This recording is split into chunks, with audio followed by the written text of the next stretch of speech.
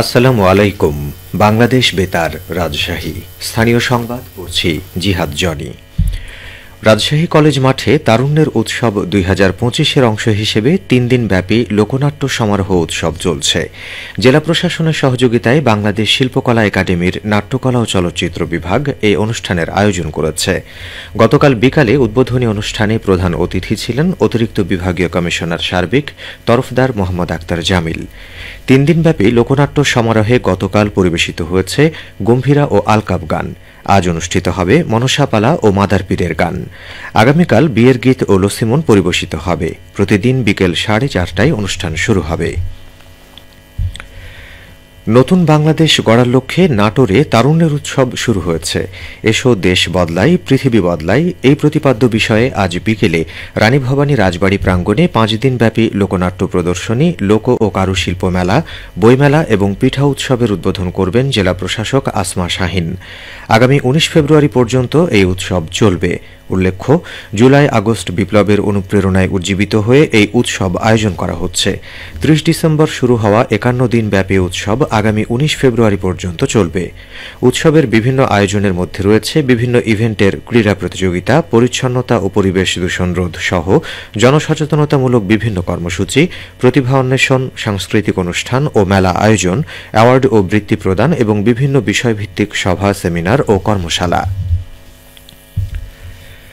বৈষম্যবিরোধী ছাত্র আন্দোলনের নেতৃবৃন্দকে সাথে নিয়ে রাজশাহীতে লিফলেট বিতরণ করেছে জাতীয় নাগরিক কমিটি।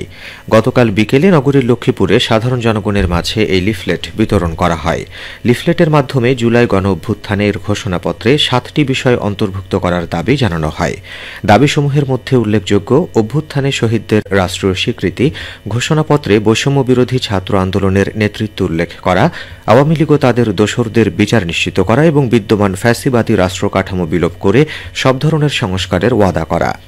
এদিকে জুলাইয়ের প্রেরণা দিতে হবে ঘোষণা এই স্লোগানে জুলাই অভ্যুত্থানে শহীদদের রাষ্ট্রীয় স্বীকৃতি, আহতদের বিনামূল্যে সুচিকিৎসা প্রদান, জুলাই ঘোষণাপত্রে বৈষম্যবিরোধী ছাত্র আন্দোলনের নেতৃত্ব পরিষ্কার, ফ্যাসিস্ট আওয়ামী লীগের বিচার সহ 7 দফা দাবিতে আজ সিরাজগঞ্জে লিফলেট বিতরণ করেছে জাতীয় নাগরিক কমিটি ও বৈষম্যবিরোধী ছাত্র আন্দোলনের নেতৃবৃন্দ। সকালে শহরের ইলিয়ট ব্রিজ এলাকা থেকে এই লিফলেট বিতরণ কার্যক্রম শুরু হয়। এরপর শহরের এসএস রোড, বড় বাজার সহ বিভিন্ন সড়কে নানা শ্রেণী পেশার মানুষদের মধ্যে লিফলেট বিতরণ করেন জাতীয় নাগরিক কমিটির কেন্দ্রীয় যুগ্ম সদস্য সচিব সাইফ মোস্তাফিজ।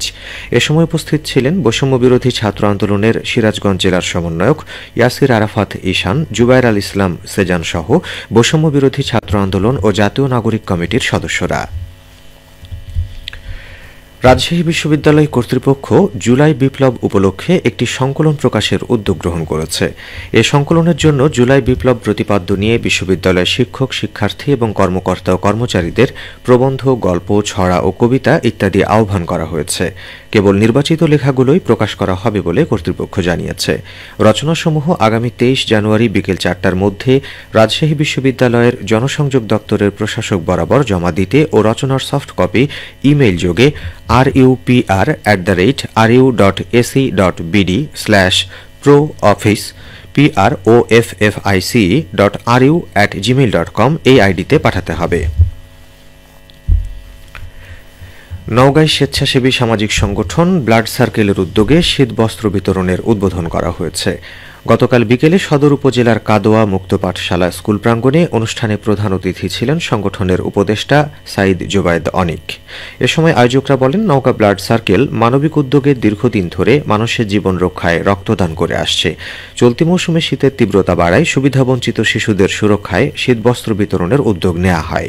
পর্যায়ক্রমে জেলার বিভিন্ন স্থানে এই কর্মসূচি পালন করা হবে। অনুষ্ঠানে সংগঠনের সাধারণ সম্পাদক নাহিদ হাসান, যুগ্ম সাধারণ সম্পাদক মীর রাগিব মাসুম সহ অন্যান্য উপস্থিত ছিলেন।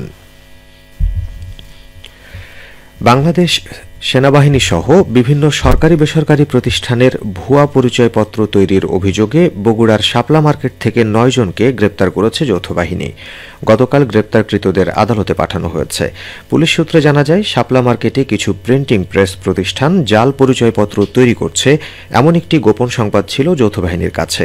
এই তথ্যের ভিত্তিতে সন্ধ্যায় ওই মার্কেটে অভিযান পরিচালনা করে তাদের গ্রেপ্তার করা হয়। এ সময় জাল পরিচয়পত্র তৈরির কাজে ব্যবহৃত কম্পিউটার, ল্যাপটপ, বিশেষ প্রিন্টার ও স্ক্যানার সহ আনুষঙ্গিক সরঞ্জামাদি জব্দ করা হয়। বগুড়া সদর থানার ওসি বলেন, গ্রেপ্তারকৃতদের আদালতের মাধ্যমে কারাগারে পাঠানো হয়েছে। সবশেষে আবহাওয়া। আজ রাজশাহীতে সর্বোচ্চ তাপমাত্রা ছিল 23.7 ডিগ্রি এবং সর্বনিম্ন 9.5 ডিগ্রি সেলসিয়াস। বিকেল 3টায় বাতাসে আপেক্ষিক আর্দ্রতার পরিমাণ ছিল 52%। রাজশাহী ও পার্শ্ববর্তী এলাকায় আজ সূর্যাস্ত সন্ধে 5টা 34 মিনিটে। সংবাদ শেষ হলো। আমাদের পরবর্তী স্থানীয় সংবাদ সন্ধে 7টায়।